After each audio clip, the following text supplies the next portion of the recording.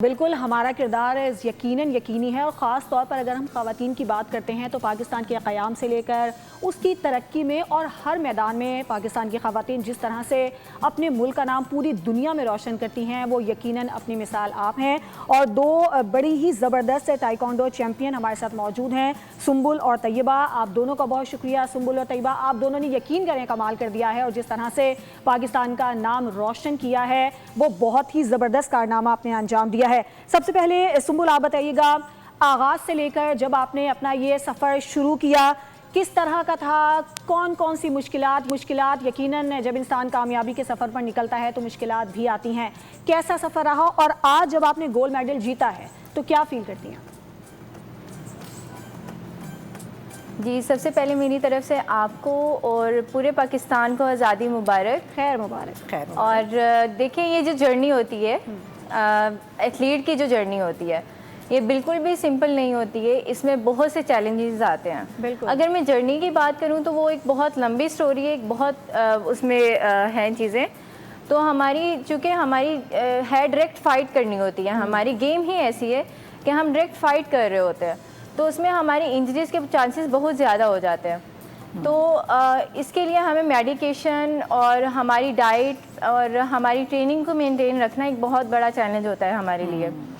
और इसके अलावा अगर मैं मेडल्स की बात करूं तो अल्हम्दुलिल्लाह हमने इस दफ़ा थाईलैंड में गोल्ड मेडल जीते हैं। हमने बैंकॉक में गोल्ड मेडल विन किया है और पताया में थाईलैंड में एक गोल्ड और एक सिल्वर मेडल अपने नाम किया है, पाकिस्तान के नाम किया है, पाकिस्तान की आज़ादी के नाम किया है और पाकिस्तान के लिए तोहफ़ा तन पेश किया है आज़ादी के मौका पर। सही है तैयबा, यकीनी तौर पर आपकी सोच भी इनसे डिफर नहीं करती होगी क्योंकि जाहिर है एक ही तरह का खेल है, एथलीट हैं आप दोनों, किस तरीके से आगे बढ़ना है, कौम का नाम तो रोशन करना ही करना है, मुल्क का नाम तो रोशन करना ही करना है।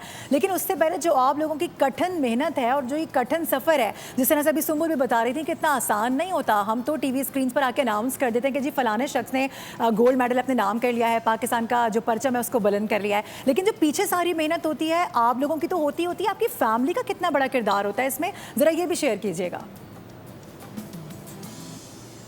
बिल्कुल ऐसे ही अगर मैं बताऊं तो सुंबुल जो है मेरी कज़न सिस्टर हैं और मेरी स्टूडेंट भी हैं। मैं अगर हम वैसे बात करें तो कोच तो हूँ ही, लेकिन अगर मैं कुछ मामलात में वैसे बात करूँ तो वो मेरी कोचिंग भी कर लेती हैं। अच्छा। तो फैमिली तो इस तरह है कि हाँ बिल्कुल।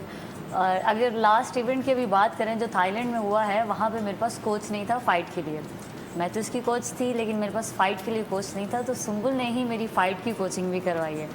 तो बाकी अगर फैमिली की बैकग्राउंड की बात करें तो हमारी फैमिली इतनी सपोर्टिंग है अल्हम्दुलिल्लाह कि जब मैं जा रही हूँ और सुंबुल साथ में हैं और जब सुंबुल जा रही है और मैं साथ में हूँ तो उन्हें इत्मीनान था कि ये दोनों जा रही हैं तो ये दोनों जाके वहाँ पे नाम तो रोशन करेंगी ही, उसके साथ साथ अच्छे से टैकल भी कर लेंगी कि बाहर के मुल्क है और अकेले जा रही हैं लड़कियाँ, कोई मेल, क्योंकि पिछली बार हमारे साथ मेल्स वगैरह टीम में थे, इस दफ़ा हमारे साथ मेल्स थे लेकिन पाकिस्तान से वो अलग टीम में थे और हमने अल्हम्दुलिल्लाह अपना सफ़र खुद किया था।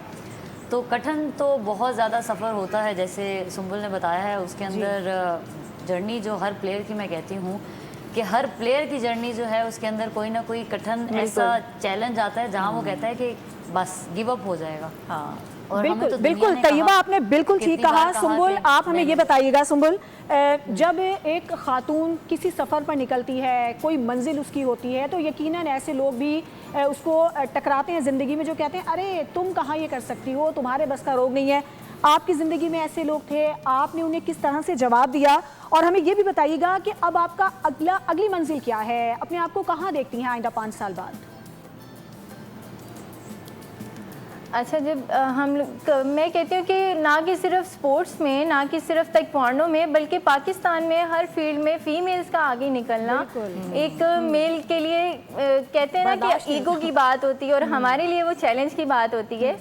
तो बिल्कुल आसान नहीं था, बल्कि आज भी अगर देखा जाए तो सोशल मीडिया पे भी ट्रोल किया जाता है। जब हमने स्पॉन्सर्स लेने होते हैं, जब हमने फ्लाई करना होता है, उसके लिए हमें जब सपोर्ट चाहिए होती है तो उसके लिए हम जब पोस्ट करते हैं तो उसमें बहुत सारे नेगेटिव कमेंट्स भी आ रहे होते हैं कि रहने दे, हमारी इकॉनमी ऐसी है, हम जो है वो स्पोर्ट नहीं कर सकते, या हमारी हुकूमत स्पोर्ट नहीं कर सकती, आप छोड़ दें, ताइक्वांडो क्यों खेल रही हैं, लड़कियां हैं क्या ही कर लेंगी।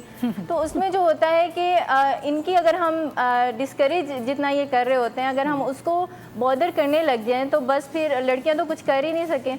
और ये भी माशरे ने ही बना दिया हुआ है चीज़ के फ़लाँ चीज़ जो है वो लड़कियां करेंगी और फ़लाँ फील्ड में सिर्फ लड़के ही जाएंगे।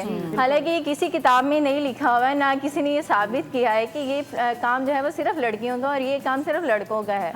तो हम लोग आज़ाद हैं, हम लोग आज़ादी अपनी मना रहे हैं 14 अगस्त पे, लेकिन हम लोग एथलीट्स, हम लोग पूरा साल जो है वो परचम में लिपटे होते हैं, हम लोग पाकिस्तान को प्रेजेंट कर रहे होते हैं बैनुल-अक़वामी सतह पर, गोल्ड मेडल्स जो हैं वो लेके आ रहे होते हैं पाकिस्तान के लिए।